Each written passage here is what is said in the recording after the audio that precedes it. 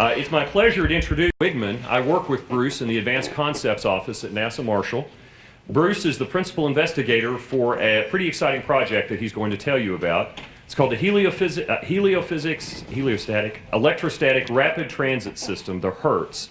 And this is a Phase 2 NASA Innovative Advanced Concepts Advanced Propulsion technology that Bruce led the team that won from NASA about an innovative sail concept using the solar wind for propulsion to reach the outer solar system. I think you'll be excited about what it might mean for precursor interstellar travel. Bruce has been in the Advanced Concepts Office for several years now. He's been leading studies and doing work on orbital debris removal, electrodynamic tethers, gee, I wonder how he got connected to that, and cost-effective methods to get our payloads to orbit in a more affordable way. So with that, I'll pass it off to Bruce. Good morning, everybody. I'm glad to be here. As Les says, today's a big day because the astronauts are coming back. They're about nearly a year in space, but it's also a Super Tuesday. So hopefully everybody's voted. Also, as Les said, is I am the PI of NASA's electric sail activities. I won a Phase 1 and a Phase 2 NIAC award, but I'm only a champion here at Marshall and our team. Dr. Pekka Janhunen of the Finnish Meteorological Institute is the father of the electric sail, so a lot of credit needs to go to him.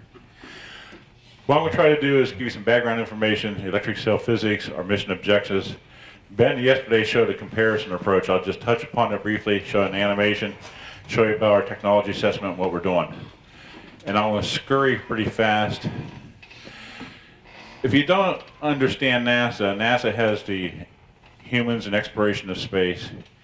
It has the Science Mission Director, and then there's STMD, the Science Mission Technology Director. It breaks down into these 9 different things, of which the NASA Innovative Advanced Composites is the people who fund new stuff. And they want stuff less than TRL3, far advanced, that could be maybe achievable in the next 30 years. And these are the people who are funded this year. You may know some of these people, Jet Propulsion Lab, myself, Penn State, and some really, really good people. And there's all kinds of different subjects. If you don't understand the solar wind is continually ejecting ions at a rate of 450 to about 700 kilometers per second. And here's a chart, shows you how the solar wind has changed through the years and the average speed. As we've only had 1 or 2 spacecraft that go through. Voyager 1 is through into interstellar space now. Voyager 2 may be going through in the next year or so. And the Voyager, its mission was extended. It was supposed to do the grand tour of the Jupiter, Saturn, Uranus. And another thing to consider, the Earth's magnetic field. The reason I show this is it's 10 Earth radii in this direction and about 200 Earth radii in this direction. But the electric sail must be outside the Earth's magnetic fields to work. And so it means we have to get out close to the moon. And this is a little diagram showing that the moon's orbit, and the moon, when it goes into the half moon phase, is outside the magnetosphere. You know, the Voyager was developed in the 70s. It's about a $2.5 to $3 billion program. And the Voyagers will be dead in 2025 because the RTGs will be out of power. And what I try to do here is show you a timestamp. And some of us in this room can remember 75, 76. You know, Reagan wasn't even president yet. He had Nixon and Carter time frame. As you can see how it went, a lot of technology has changed since the mid to late 70s. And does it come up or not? Let me show you this quick little video to try to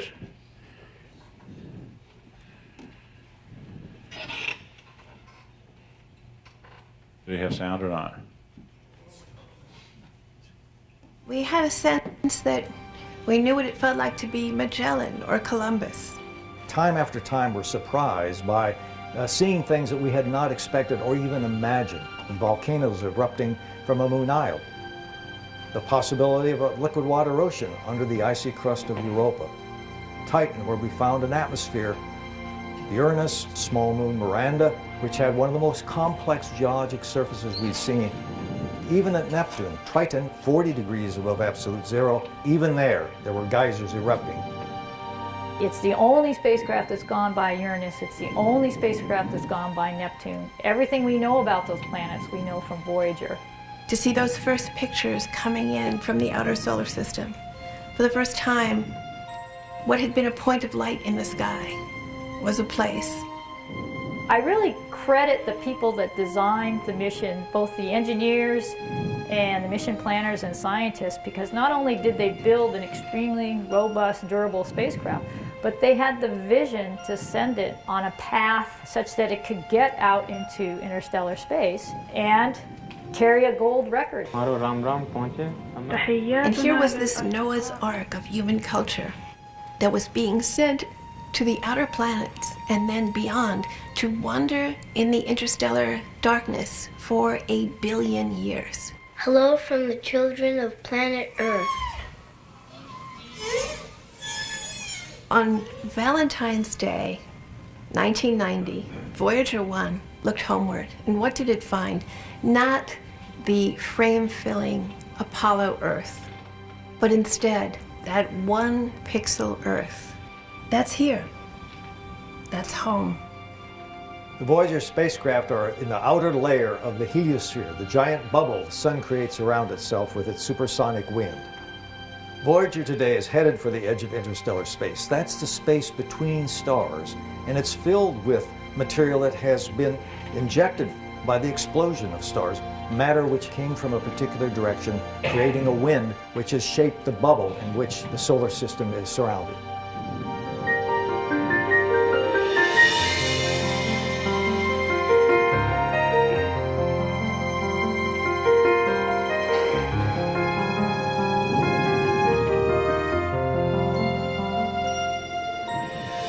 Voyager really has changed our view of the solar system. This will be a milestone in space exploration, leaving the solar system, leaving the bubble, and entering interstellar space for the first time.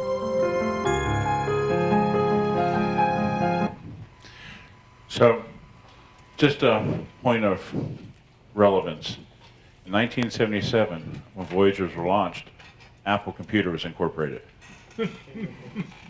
The MRI machine was invented, and a Commodore. Cell phone was invented in '79. The Walkman, rollerblades. The mirror was launched in 1986, and we all can remember the disposable cameras. That was in 1986. And the IPO of Microsoft was '86. So, when they passed Neptune, Doppler radar was just invented. And the HD TV was just invented. And then 2012, Viagra was invented, as well as iPods, as well as YouTube. 1998 is Viagra, iPods, and 2001 and YouTube in 2005. What I'm trying to show here is the thing that we have furthest from us is kind of aged. So if you're an interstellar space media junkie and want to get more data, you want to get out there fast. So the decadal survey is commanding somebody, hopefully NASA, is to work on the necessary propulsion technology to get out there faster than 3.6 AU per year.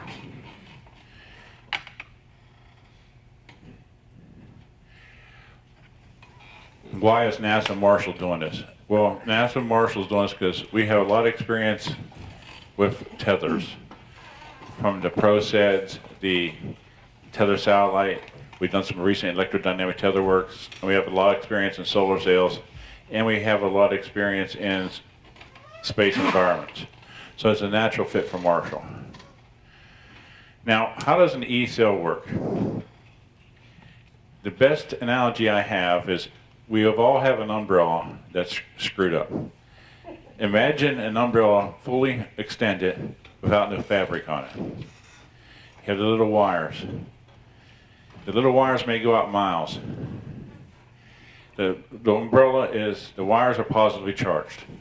The protons from the sun are positively charged. So it's essentially two North Pole magnets, and you have an electrostatic repulsion force. But this is called the proton impact parameter. And it's proportional to the amount of voltage that's on the wires and the Debye shielding distance. And the Debye shielding distance changes the further you get away from the sun. It grows. So essentially, if you're the little wire, the Debye shielding distance may be 8 meters around the wire, around the Earth. But when you get out to about 5 AUs, the whole pi r squared of the circle is the effective shield. So the effective area of the electric sail grows. And when you compare it to a solar sail's photonic pressure decays at 1 over r squared, and when you get to about 5 AU, the solar sail stops accelerating.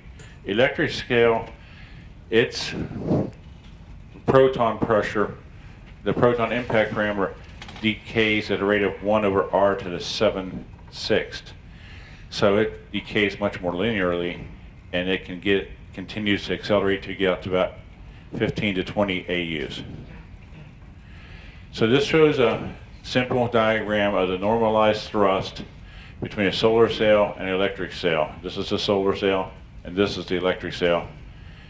And this dotted red line here shows at this point of you're stopping to accelerate.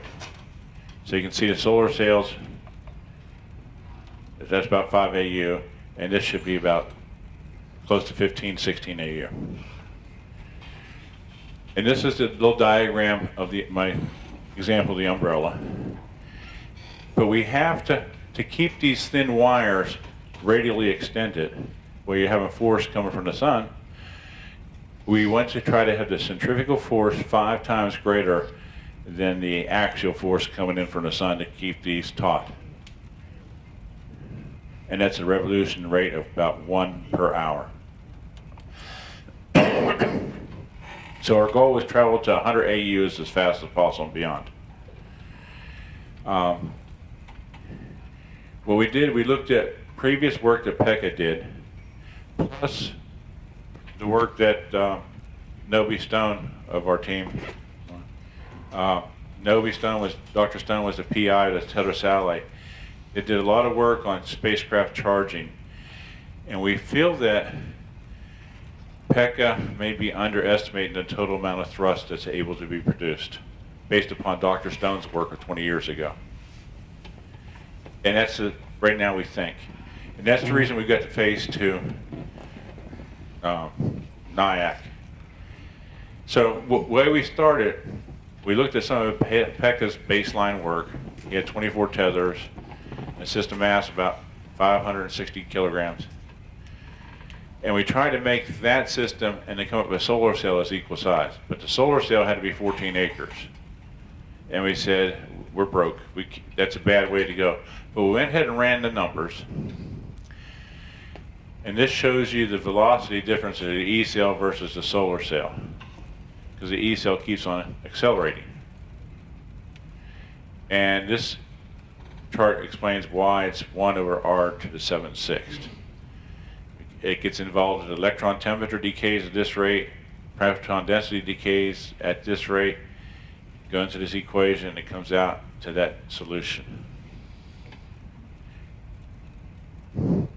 So this chart here shows that radial distance in AUs between the 5-year, this is a blown up, and this is a 50-year, how the electric sail far outpaces. At 30 years, based upon simplistic calculation, you're close to 200 AUs. Whereas a solar sail, 30 years, you're close to 100. This is representative of the speeds. You could get to Jupiter a little bit under 2 years. Solar sail a little bit over 2 years. And Pluto's 8.5 years or 16. But so what we did is we first looked at Pekka's design and then came up with a solar cell design that matched. Then we said, that's wrong. Let's look at a design that's common mass. So our common mass point was, we had a spacecraft that Ben talked about yesterday. It's 380 kilograms, plus we had 120 kilograms for propulsion system, and that's 500 kilograms. So we said, well, how big a spacecraft can you make a solar sail out of versus electric sail? And this is the system's masses. And you can see the solar sail thrust is 83 millinewtons, and the, where's this? So you can see the difference in the thrust at 1 AU. And same type of chart. But the beauty of the electric sail, it has the capability to fly out of the ecliptic plane. It can fly inner solar system. It can fly outer solar system. It can go to deep space, hopefully in about 12 years, or into the outside the solar system. But right now, currently, we don't know what's going on as far as the space plasma physics. Let's see if this, and Ben showed this yesterday. I won't belabor this point because I'm going to try to make it up time. But we compared it to both the solar sail, the electric sail, and Hall thrusters of 50,000 hour life. And we chose aluminum wires because aluminum is about 1/3 less dense as copper. A 35 or 36 gauge wire, very thin wires that will hold the load. And we also looked at doing the Oberth maneuver and also looked at not doing the Oberth maneuver. For instance, it takes about 2 years to get to Jupiter, then you have to come back in the sun if you do the Oberth maneuver. We can get to 100 AUs in about 10 years. If you don't do Jupiter flyby, it's 11 years to get to the Heliopause versus 9.9 years.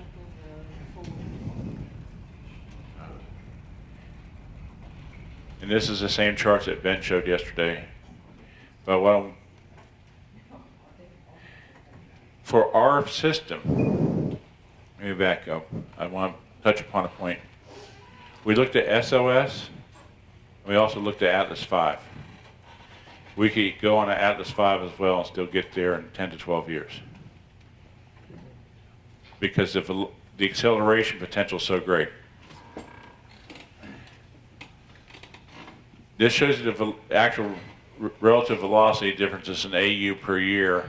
And this chart's hard to read. The solar sail is about 4.5, and this gets close to 7.5 AUs per year, which beats the 3.8 AUs per year that the decadal survey is asking. And this shows you the velocities with and without the gravity assist. So, in summary, the trip time to 100 AUs. This is all chemical propulsion, SOS, of all chemical stages. Here's a solar sail. I think Les kicked off 2 days ago and said about 25 grams per square meter is today's technology. And this is advanced solar sail, and this is a further advanced. They're about 19 years. The Hall thruster is about 19 years. And E-Sall, the difference between 1 millimeter per second or 2 millimeter per second, this has 20 wires and this has 10 wires. Is that? But does it show up? There you go. How are we doing time, Les?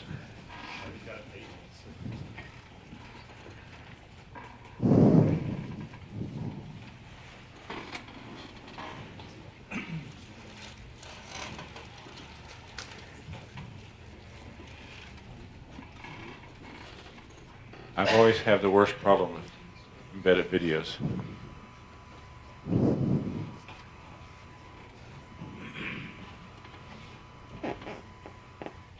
Okay, well, we'll scrub that.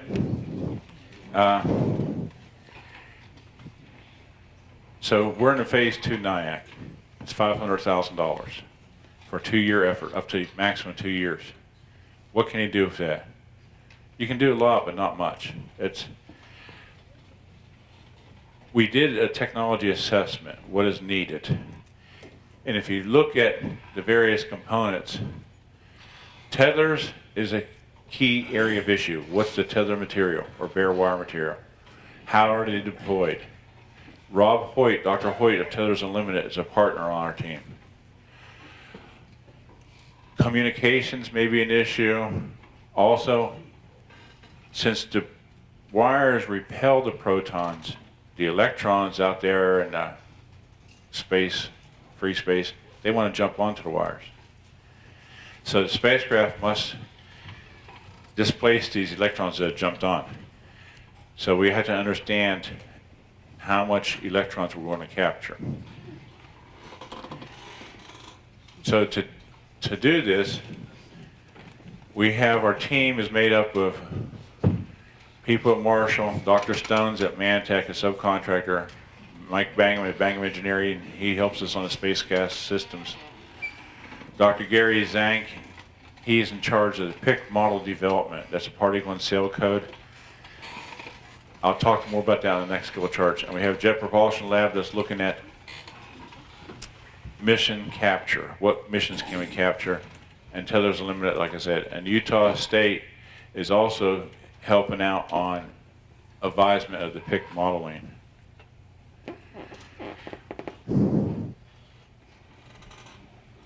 So our phase 2 activities is focused on the tethers and tether deployment, and also understanding the interaction of charged space wind particles to bare wire. Now, once we understand that and build an engineering model, then we'll be able to quantify beyond a reasonable doubt how good is good. Right now, there's a couple models using, thank you. You have the Langmuir-Mott-Smith model and the Orbit Motion Limited model. I'm not a postdoctoral space plasma physics expert, but in each one of these models, to make it simple, they make a lot of assumptions. Nullify collisions of electrons, do this, do that. And some PhD space plasma physics experts say, that's not right, that's not right. But these are only 2 models out there. So everybody latches on to the model that's easiest to calculate things. So this is Marshall's, one of our Marshall's plasma chambers. We started testing about a week or 2, getting it up. We had some major little bumps, minor bumps in the road. 3 of the 4 vacuum pumps were working. We had to get a replacement for the 4th vacuum pump. So we're in there. We got stainless steel wire. But our divide sheath distance in this chamber is 1 centimeter, where in reality at 1 AU it's 8 meters. The working fluid in the chamber is argon, where up in space it's not argon. So we're going to get experimental data, and we're going to have the wire charged and see how the protons and ions, how many ions we capture and how the protons are deflected, and assemble that data. Once we assemble that data, we give it to UAH. UAH works on a model and iterates on the model and tries to benchmark our data. This is a chart showing you the tether satellite. And so we're trying to figure out the best way also to get these 10 to 20 kilometer length tethers deployed. And a solar sail can be directed just like a sailboat. If the thing's rotating, if you change the voltage bias in a few of the wires, you'll change the center of pressure on the sail. So you can do that as it slowly rotates, change the voltage bias. So essentially, people talk about green propellants and getting rid of hydrazine. This is a green propellant. It utilizes the natural occurring protons and ions in the solar wind. But right now, this is still a low TRL level, primarily because the space plasma physics and interaction of wire are so unknown. A lot of work in science comes out of DoD involvement. DoD has no interest to go beyond Earth's orbit and outside the magnetosphere. It's a NASA mission, so you can't just see what the DoD or some military lab has done. And hopefully, for this to work, we must develop our models, our tether deployers, Then, hopefully in the next 3 to 4 to 5 years, we'll develop a small spacecraft that'll have TB number tethers X long, and we can fly it out around the moon just to prove that we're producing thrust. And that shows its schedule there. And that's my conclusion of my talk today. Can you call my iPhone if you... We have time for a couple of questions if you have any.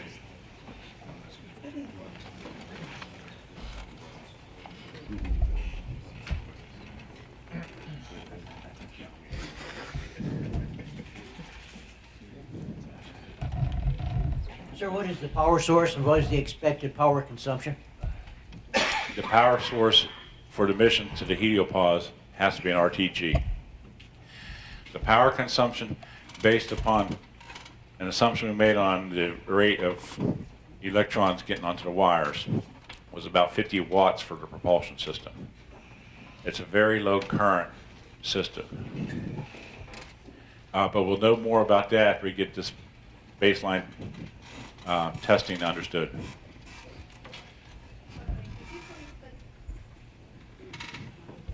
Try again. Could you please put the chart back up that shows the travel times to the various planets?